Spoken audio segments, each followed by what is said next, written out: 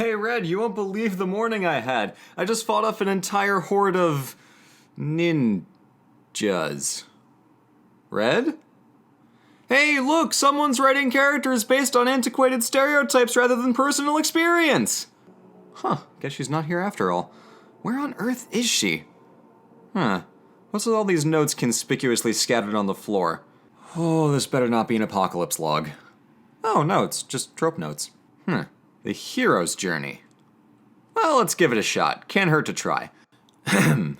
So, the hero's journey as a codified concept was initially coined by Joseph Campbell in his 1949 book, The Hero with a Thousand Faces. After examining a large number of stories and myths from various cultures around the world, Campbell analyzed the common threads he recognized and came to the conclusion that he had identified the fundamental components of the archetypal hero's journey. The idea is that this formula, this monomyth as he confidently calls it, covers everything from Gilgamesh and the Buddha all the way up to modern day and can be identified in a large number of stories in between. Now, while it's cool that so many different stories share common threads, which you may note is the definition of a trope in the first place, Campbell went a little overboard on trying to apply the rule to absolutely everything and assert that it was the only way hero stories can be told. But, of course, no trope is omnipotent, and it's impossible to come to one formula for how all stories since forever have been written. For our purposes, let's take a less cavalier approach. The hero's journey is not a trope that all stories do or should follow as a strict formula, but rather, the trope works best when it serves as a lens through which to view and analyze a story. Think of it as a more detailed version of a 3-act structure. There's no mandate that anyone has to write that way, but knowing about it and understanding how it works lets you analyze the story from this perspective, and potentially identify interesting story components you might have otherwise overlooked. And also, like all lenses, you need to make sure that you're not using it to view stuff that doesn't fit.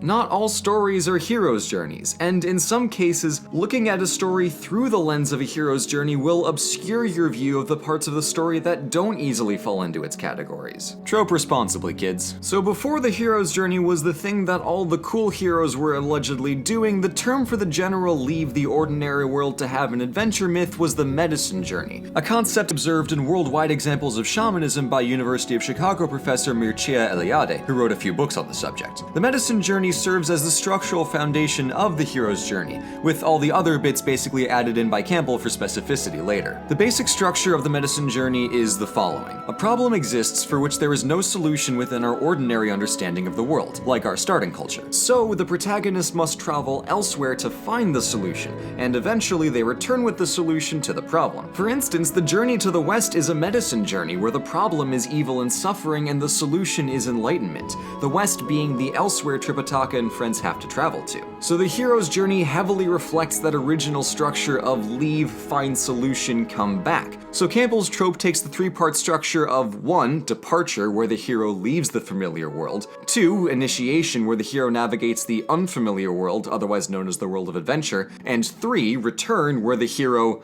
well, returns to the familiar world, usually bringing along the stuff they went to the unfamiliar world for in the first place. Otherwise, you'd have a problem. Campbell's first major alteration to this trope was to install the hero archetype as the protagonist. The medicine journey could have any type of protagonist whatsoever with literally 0 caveats. It could be a group, a child, a squishy human monk with his 4 monster friends, you name it. By contrast, hero is a much narrower characterization, and it comes with a decent amount of narrative baggage too, so we can already see how Campbell is starting to narrow it in here. From there, Campbell developed a highly specific and detailed model of the fundamental hero's journey, adding a large number of secondary story elements he observed frequently augmenting the general medicine journey structure. He was also using it to try and make sweeping assessments of humanity as a whole, which is never a good sign in literary analysis. The problem is that the trope as he outlined it was way too specific and didn't really apply to all that many things. So as a result, it isn't all that useful even as an analytical tool, unless you're willing to flagrantly abuse and squish around the text you're trying to analyze to fit it exactly.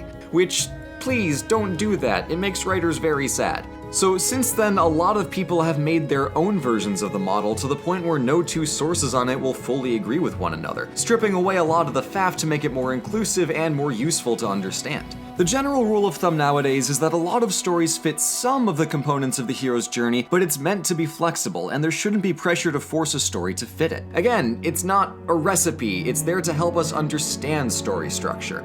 A lot of writers have serious beef with this trope when taken as mandate because their critics tell them their story needs to fit the hero's journey, which is as needlessly annoying as any, "oh man, you gotta do this trope" complaint. So we gotta tread carefully. Okay, so with the origins and several disclaimers out of the way, here is the modern consensus of what approximately a hero's journey looks like. Stage 1 is the ordinary world. This is the hero's starting point. It's usually familiar to the audience and definitely familiar to the hero. The purpose of the ordinary world is to give us a status quo to start from, and to get your audience personally invested in the comfort the ordinary world provides so the impact of leaving it is strengthened later on. As an optional bonus, your hero can be comfortable with their life here but really yearning for something more, foreshadowing the inevitable onset of plot. Next, they get the call to adventure, where the hero learns that they might need to do something out of the ordinary in order to save their familiar world. This stage is sometimes accompanied by a mentor character, your Gandalfs and Obi-Wans, but sometimes they show up later to guide the hero through the unfamiliar world instead. This part is identifiable in the original medicine journey structure as the moment your protagonist realizes there's a problem that they can't solve internally. The next step, the refusal of the call, is where the hero doesn't want to go on an adventure and is narratively punished for this. Typically, their ordinary world is damaged in some way as a result of their refusal to act, so the hero then recognizes that they need to go on the journey, even if it's still semi-reluctant. If you have a gruff but fair father figure in your ordinary world, the narrative punishment is usually this dude getting Uncle Ben. The refusal is actually semi-optional even in this structure, because sometimes heroes are all about adventure and jump at the opportunity instead. Again, it's flexible. Stage 4 is when the hero crosses the first threshold into the unfamiliar world, and the story really gets going. Here, the hero makes a conscious and irreversible decision to go on the adventure and crosses through some physical threshold that signifies that. Sometimes there are threshold guardians to test the hero, but that's optional. If you're dealing with something like urban fantasy where the natural world is the world of adventure, the first threshold is usually the moment where the hero gains the power to see the more adventurous underside of the ordinary world, or is introduced to the secret world and has the urban fantasy rules explained to them.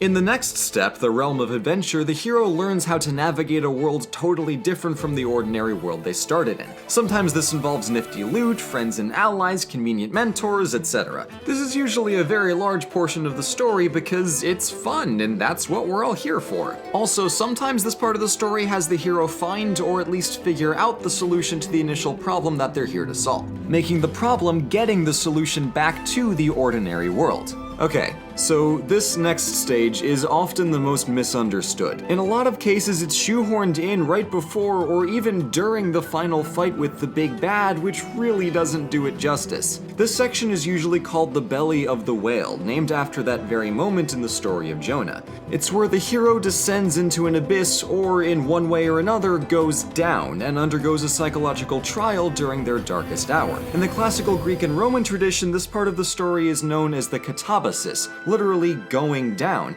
and usually constitutes a trip to the underworld. Here, the physical symbolism of descent is meant to clue the reader into what's going on thematically inside the hero's head. Anyway, here the hero has to face and overcome their inner demons, and they emerge as a stronger and better person for it. Now, to be clear, the hero doesn't need to be in any physical danger for this portion of the story to be effective, and it can even be more effective when the danger is explicitly coming from inside the hero instead. It's essentially the mental, internal climax of the story, and it prepares the hero for the trials to come. Sometimes this is phrased as rebirth, since the hero is different when they emerge from the whale, but I personally find that this implies too much of a physical component, which just gets confusing. The key purpose of this stage is that the hero undergoes character development. In any case, this is a major turning point in the hero's journey, and usually marks the point where the hero is fully committed to the adventure and prepared for the dangers ahead. Stage 7 is the road of trials, the path out of the belly of the whale. Usually this part coincides with the appearance of a lot of tests, allies, and enemies. This usually includes a temptation to leave your quest test where the hero is tempted to abandon their journey. Campbell's version calls this the woman as temptress and gives it an entire section, but since that notion is more than a little antiquated, most people agree that any form of temptation, be it money, power, lust, or even just a good night's sleep, will do the trick. The road of trials is also frequently a large part of the story because, again, it's fun, and it's also really cool because since the hero has escaped the abyss, you get to see your hero as a full hero with their act together now. Stages 5 through 7 can be seen as one contiguous act since it's usually quite long and makes up most of the meat of the actual adventuring. Your hero's having wacky trials in Adventureland. What more do you need? The next stage is the pre-showdown breather, where you're coming up on the final confrontation against the physical or metaphorical big bad, so your hero or heroes take a quiet moment to reminisce. This one is also optional because sometimes you just straight up don't get that minute to breathe.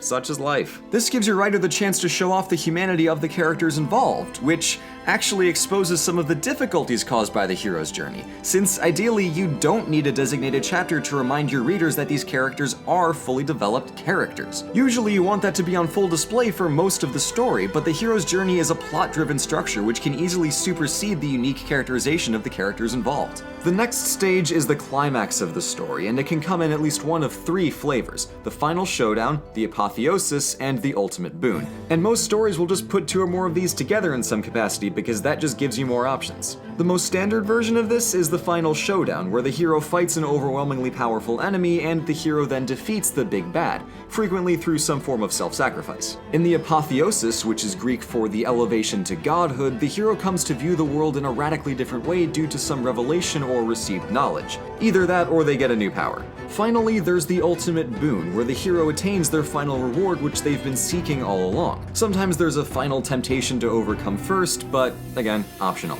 In a lot of our media today, the climax to an adventure story almost always includes some big fight, but there are a lot more ways to go about writing a narrative climax that get brushed aside because, honestly, they're just more difficult and people are lazy. But their rarity makes reading a good non-fight climax more rewarding. What kind of climax your story ultimately has depends in large part on what kind of story you're trying to tell and what you want the reader to see as valuable. Whether that's a heightened knowledge of the world, victory over the forces of evil, or some gift that will make the ordinary world a better place is all up to you. After the climax, we get stages 10 through 12, which all happen in fairly quick succession. The first of which is the return, where the hero's all done with the adventure and needs to start heading home. This can be a high-octane chase or a slow, sedate, and contemplative journey back. Next, the hero crosses the return threshold and makes it back into the ordinary world. Lastly, there's the final reward, the hero's happy ending. Here, the hero is back in the ordinary world, and not only is the hero a better and stronger person for their journey, but the world itself has usually been improved in some way as well. This sometimes gets coded as the hero returning with an elixir, which is of course taken directly from the medicine journey, where this is the part where the protagonists return to the world with the solution to the problem that sent them on the journey in the first place. So that's pretty much the hero's journey, and while I doubt there are too many stories that tick all the checkboxes, I'm sure you recognized a few of these stages from at least a handful of stories. It's not a one-size-fits-all guide to how to write the perfect story, because if you wrote a story that exactly follows this, it would feel ridiculously generic. But there are a lot of useful components to be found here if we look at the stages in isolation. For example, the ordinary world is super useful because it establishes a comfortable status quo that your audience and hero will want to return to. When that world is threatened, you can discuss the visceral discomfort of a disrupted status quo, and a story that takes place in that zone of discomfort will be by necessity uncomfortable for your audience, who will be waiting with bated breath for things to be fixed. Also, because you establish it as comfortable and familiar for your hero,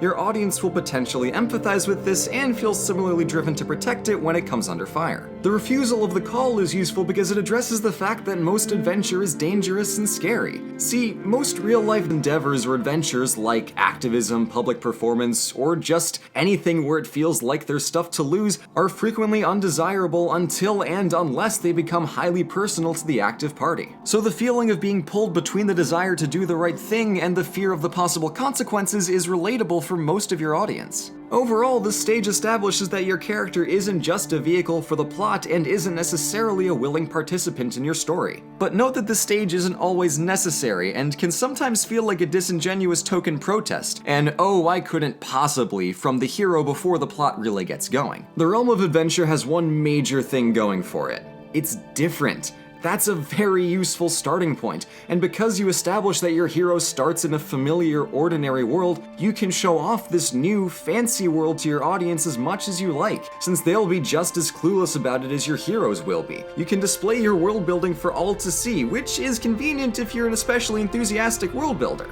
This works as a contrast with the ordinary world, and can't function without it, since without the ordinary world, the realm of adventure is just a world. Establishing its difference from the norm lets you explore it fully without this feeling like a contrived info dump. The belly of the whale is interesting because challenging your heroes is good. Doing that physically is fine, but challenging them mentally is frequently more interesting, usually because it has a more uncertain outcome. From a meta perspective, most heroes can't really afford to lose a physical fight if death is a possible outcome, but your heroes can absolutely fail a mental trial. The only consequence is their mental health and well-being. That means angst, as well as tons of opportunities for character development. Your hero emerges from the belly of the whale when they finally succeeded in their mental task, but this doesn't necessarily have to be easy or quick, and they can even have adventures while still super messed up. Sometimes the belly of the whale is more of a state of mind than it is a physical location. The pre-showdown banter lets your heroes chill a bit, which is good because we always have to remember that these characters are human. Again, it's easy to get caught up in the story you want to tell and the adventure you want to write, but if it's non-stop action, your characters and your audience will get exhausted. Pacing is super important.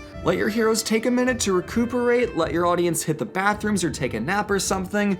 All emphasis is no emphasis. The high-octane adventure loses its impact if you never have the slow, subtle stages. It also doesn't really have to happen right before the big showdown. Breathers can honestly happen anywhere. This whole thing is more of a structural reminder that pacing really matters. For the return/final reward, your adventure ends eventually, and while not all stories end back where they started, there's a melancholic victory in doing it that way. Your hero's home, but is it home anymore? Consider the ending of Lord of the Rings. They return to the Shire, but they can never go back to who they were before the adventure. For Merry and Pippin, this is good. They're stronger, taller, more badass. For Sam, he's braver and can probably get his reward of raising a family, but for Frodo, the Shire can never be his home again. He can only get the rest he deserves by leaving Middle-earth entirely, because you can't always go home again.